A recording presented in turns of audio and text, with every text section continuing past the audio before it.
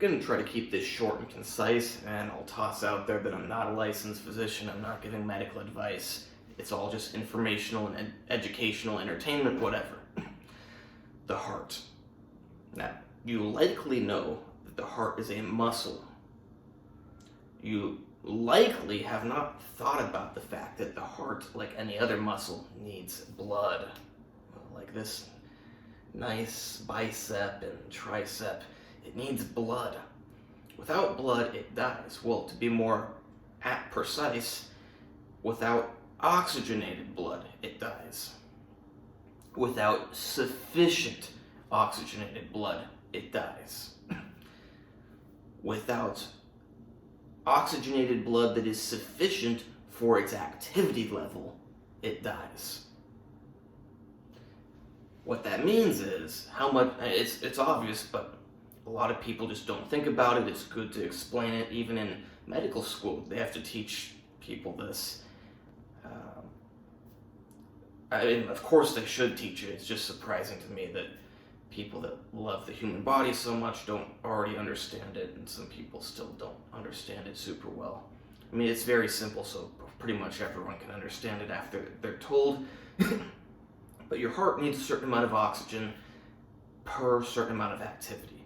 So if you're laying down, it needs less oxygen than if you're standing up, than if you're walking, than if you're talking, than if you're running.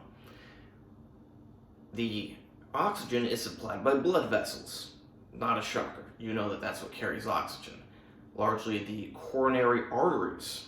Now, you probably heard of coronary artery disease. That's when they get clogged with plaque, decreasing the flow of blood. That's bad because your heart needs blood. Without enough blood, the tissue dies. If too much tissue dies, your heart cannot pump blood to the rest of your body, and the rest of your body dies. It's a big problem. It's the leading cause of death, I think, and if it's not, it will be soon enough. In the whole Western world, I don't know, maybe if you average out the whole world, I don't know, but for sure in the whole Western world, it is or will soon be the leading cause of death. How does oxygen get in the blood? You probably know the lungs. And you may be wondering, why am I repeating all of this? Because knowing everything individually doesn't mean that you understand how everything works together. It's a very interesting phenomena when it happens a lot in people that go to university. They study certain things, they memorize certain facts, but they don't put them together and know how to think about it. So you start by getting air that contains oxygen into the lungs. The oxygen needs to cross the walls of the blood vessels in your lungs to travel from the blood in your lungs to your heart. Your heart then pumps that blood to the rest of your body. So if you interrupt any process, and your heart pumps blood to your heart. If you interrupt any step in that process, you are in a bad position. So if for some reason there's not oxygen in the air, then obviously you're not getting oxygen to your heart. If for some reason there's a blockage in your lungs, you're not getting oxygen to your heart. But also, if for some reason the blood vessels in your lungs have blockages in them, or they're too constricted, now the oxygenated, sometimes the oxygen can't even pass into the blood vessels. Maybe the oxygen can't even get into the blood vessels, or maybe the oxygen gets into the blood vessels in your lungs, but it can't really go anywhere, or the amount, like say the vessels are constricted, and the oxygen is still, let's say the oxygen is still able to get into the vessels in your lungs, but they're very constricted, reducing how much travels to your heart.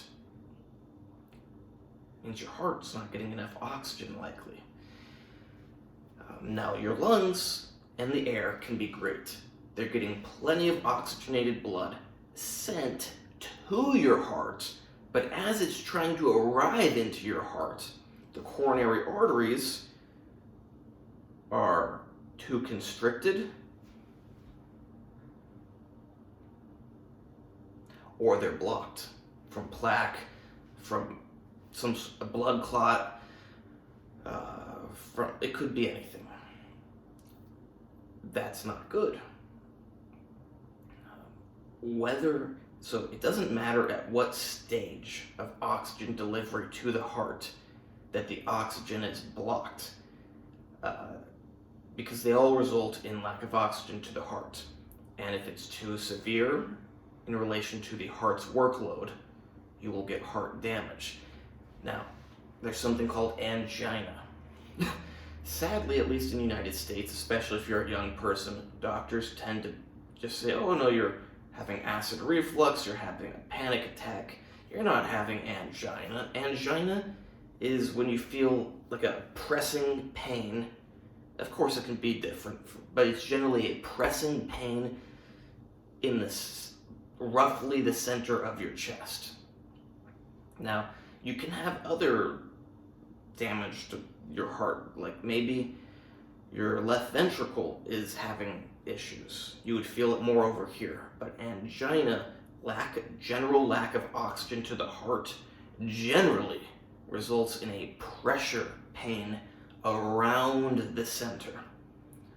If you've ever had a massive heart arrhythmia, like where it just does a weird beat and you feel that in the center of your chest, that's the area. I get these pretty strong heart arrhythmias pretty often. Recently I was even pretty scared because I had a pretty long streak of heart arrhythmia that was painful. And actually I also had angina recently, pretty bad angina, after getting the common cold that's been going around for the last few years. It was like the 5th time I got it, but I didn't treat myself this last time. Yeah. So, angina. It's a feeling caused by lack of oxygen to the heart. Now, things aren't very important if you can't do anything with that information. Information is meant for action. So if you are feeling, now this is not medical advice, if you're feeling angina, which means your heart's not getting enough oxygen, it's wise to do something to open up the blood vessels, increasing the blood supply, increasing the oxygen, and to do something to decrease the work that the heart is performing. That way you're increasing the supply and decreasing the demand. Now, of course, you may have a complete blockage. You may have complete blockages in your lungs. Who knows? Maybe you cannot increase the blood supply. But that's a pretty dumb mentality to take when there's a really good chance that you can increase the blood supply. Now, the most common, now we'll have to see if this changes due to what's gone around the last few years. It very well may change. But the most common cause of lack of blood supply to the heart and angina is atherosclerosis. If that's the case, it means that your arteries, instead of being open like this, are like that. But the good news is you can still do things to get them to open up a bit more.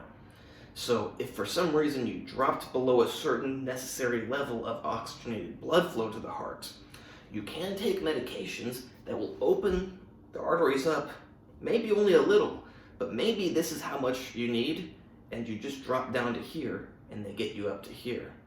That's the difference between getting permanent heart damage and not getting permanent heart damage. And permanent heart damage is most likely going to lead to a very early death. I would rather not get permanent heart damage. I avoided permanent heart damage recently. So what did I do when I got a very bad case of angina recently? Well, I had nitroglycerin, and that is the gold standard of medications to take for angina. However, there was an additional factor, and I had good reason to believe the angina would last for a prolonged amount of time, let's just say at least 12 to 36 hours. So I did not want to take nitroglycerin because it's rather short-acting and it loses its effectiveness. So if there's an additional factor that is going to be constricting the blood vessels for, let's just say, 24 hours, I don't want to take a very short-acting nitroglycerin, which loses its effectiveness. So instead, I took Viagra. I could have taken Cialis. I actually kind of forgot about my Cialis. I take Viagra more often. Like if I drink coffee, especially if I don't have a tolerance to it, coffee constricts the blood vessels, the caffeine, so I take Viagra to open them up. If I do something that's going to constrict my blood vessels, I take something to open it up. Because I do not want strain on the vessel walls causing damage. But also, now that I had a recent case of that common cold that caused some issues, I have to also worry about getting adequate oxygen supply. So I did not only take Viagra, I also took Nebivolol, which reduces the activity of the heart, reducing the need for oxygen, and it also increases the dilation of blood vessels. And I wanted to reduce I could have just taken more Nebivolol, but I stacked on top of it propranolol. Nebivolol and propranolol are beta blockers. They work different. Nebivolol is more selective for the heart.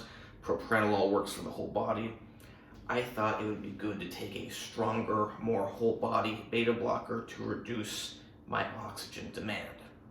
So I took the propranolol, I took the Nebivolol, I took the Viagra, and I got my angina to be manageable, to go from unstable, which means you're having it even at rest, to stable, which means if you sit down or lay down, laying down isn't necessarily that good, but if you sit down, it goes away because the demand level and the supply is greater than the demand. But if I tried to exercise, I think this was, I don't remember which hand was which, but the point is, started with inadequate oxygenation even at rest. The medications allowed me to have adequate oxygenation at rest, but still if I tried to do much walking, in fact, really any walking, the oxygenation was inadequate and the angina returned. Now you may be wondering, why didn't I go to the hospital? And I would not recommend anyone to copy what I did. I didn't go to the hospital because I don't trust people. I was able to enter a safe state on my own. Someone who thinks they're a medical expert might go, but you still had angina, you don't know what's going to happen. Well, as long as I sit there and I don't move, my heart was getting enough oxygen, and that was good enough for me. I can sit for a while. And I trust myself to not do something stupid to make things worse. So I waited it out until everything resolved, and then I went to the hospital. And guess what I saw when I went in? A woman with unstable angina, in considerable pain and panic, just sitting there waiting for her blood work. Then after blood work, they're going to do EKG. Then they're going to go, oh, now we see heart damage. I guess now we can, first of all, it's too much time to even wait for the blood work, to wait to do the EKG. But let's say that she came in and she didn't have heart damage. They wouldn't treat her.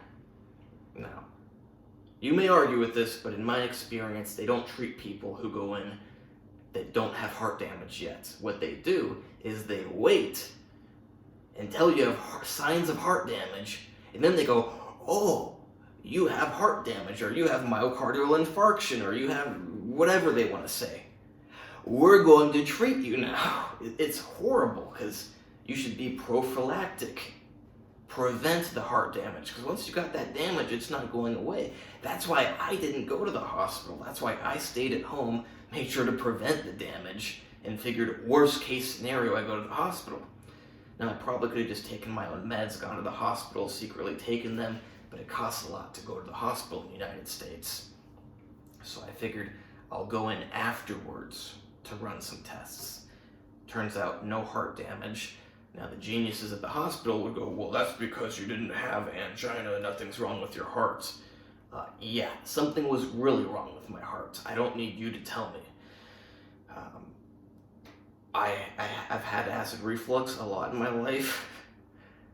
I've had a lot of other stuff go on with my body. I know what is what. I know when I'm having severe unstable angina. I know when I'm having severe stable angina. Yeah. But luckily, my treatment avoided any permanent heart damage.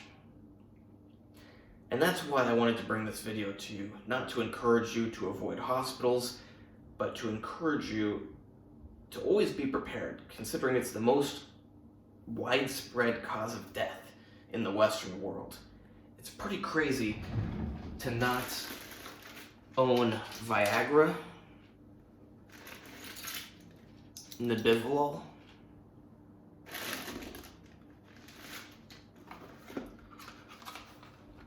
propranolol,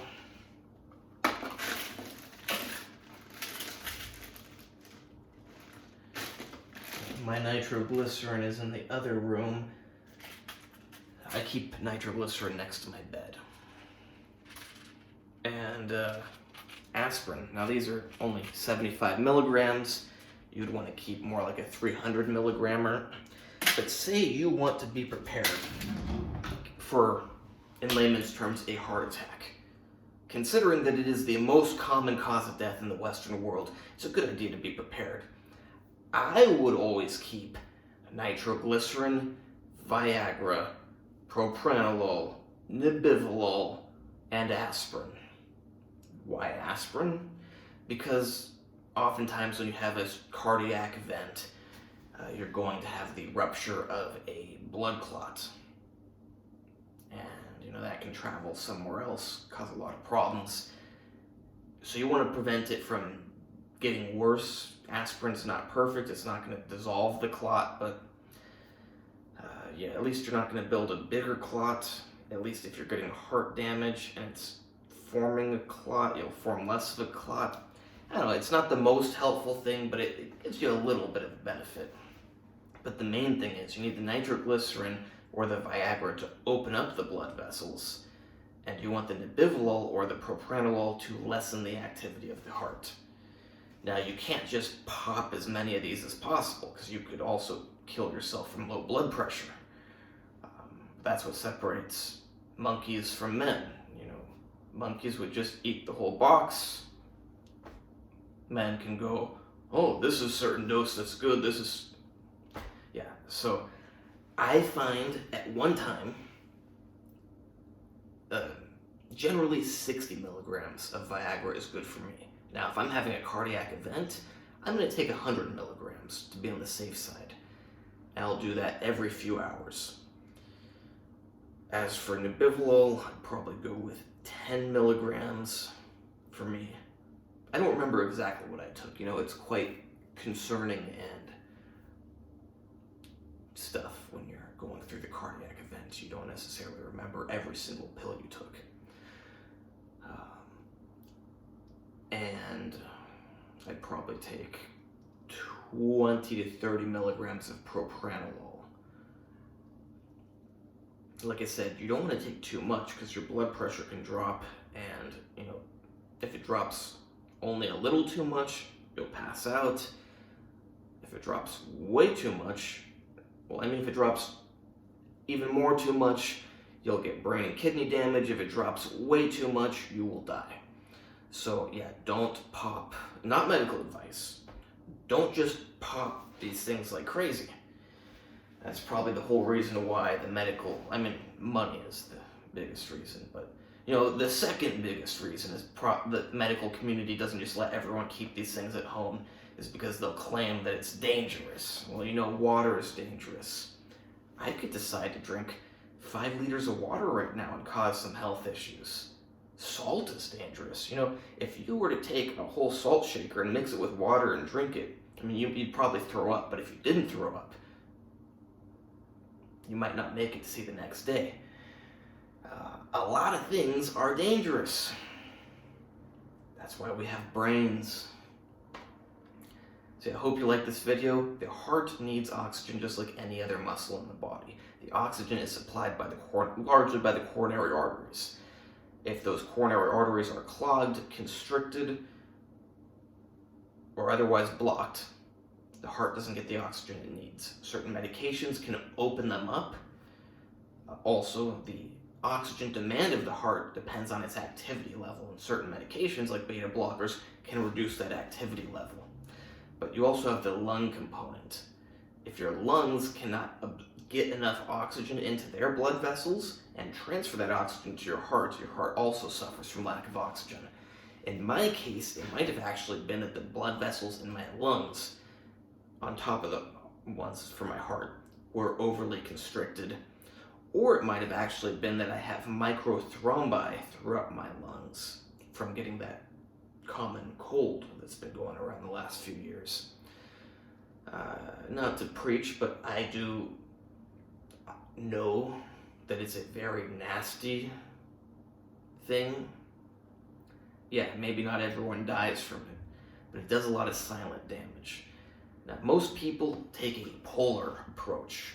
They're either, it's horrible, it's the worst thing on earth, or it doesn't do anything, no one should be worried about it at all. The reality is, it's not the worst thing on earth, but it does do a lot of damage. So I've always made sure to take a lot of medications. Ivermectin, Ingaverin, aspirin, Nebivolol, minerals and vitamins. I think I have a video on it. But yeah, I've always made sure to do that because I wanted to avoid damage. The last time I got it, I didn't do that. Now I'm also at an increased risk. I've had a lot of health issues in the past. But yeah, it's always better to be safe than sorry. Please like, subscribe, and comment. Check out my other videos.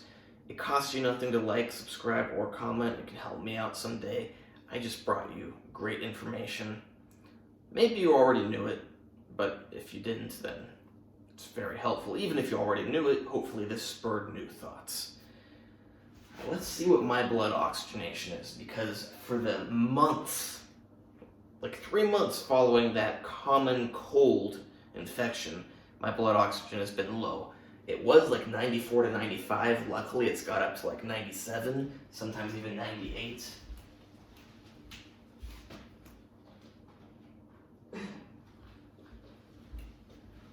In fact, I even have a YouTube video where I was getting angina and out of breath during the YouTube video. I had to cut it off a few times and restart because I was just like, and I measured my blood oxygen, it was 94. So let's see what it is now. Occasionally I get lucky in the last couple weeks and it's been up to 99. But yeah, most of the time it's still only 96.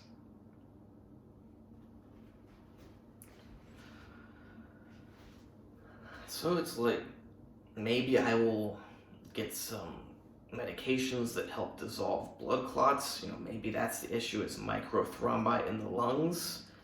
I don't know, but I certainly feel the difference. I used to always have 99 to 100 blood oxygenation, but now it's usually 96 or 95.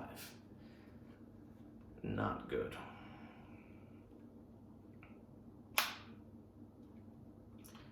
Yeah, not the topic of this video, but you never know. There could also be lingering viral activity.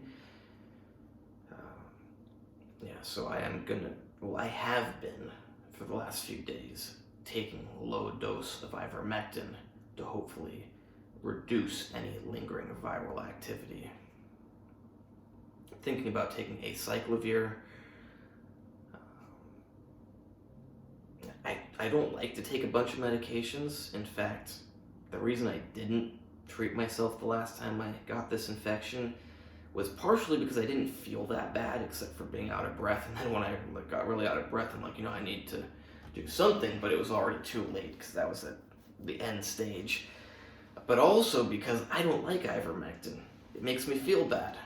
It makes me a little bit intoxicated because it crosses, if you take large amounts of it for what I take it for, which is viral suppression, it crosses the blood-brain barrier and acts as a GABAergic drug in your brain. I don't like that.